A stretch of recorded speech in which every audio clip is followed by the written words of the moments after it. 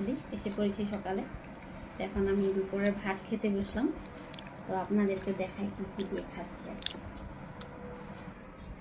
তো দেখুন এখানে এটা হলো ইচা মাছের মাথা বাটা, ঠিক আছে, মানে ভর্তা, ইচা মাছের মাথার ভর্তা।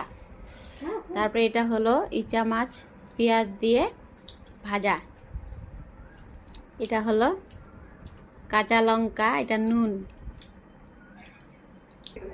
এখানে আছে ডাল। তারপরে এটা হলো কাঁচা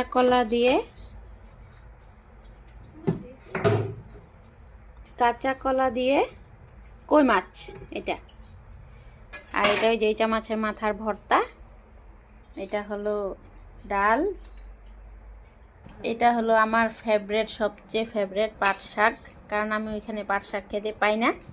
আগে আমি বলে দিয়েছিলাম ফোন করে আমি পাট শাক খাবো, তো আমার বাবা পাট শাক ইচা মাছ সব এনে রেখে দিয়েছে, ওইটা দিয়ে পাট শাক রান্না করা হলো। আর এটা সকালে বানানোই হয়েছিল, নিরামিষ সবজি একটু আছে, তো আজকে দুপুরে এগুলো দিয়েই খাবো আমরা। আর এই বাচ্চাগুলো খাচ্ছে।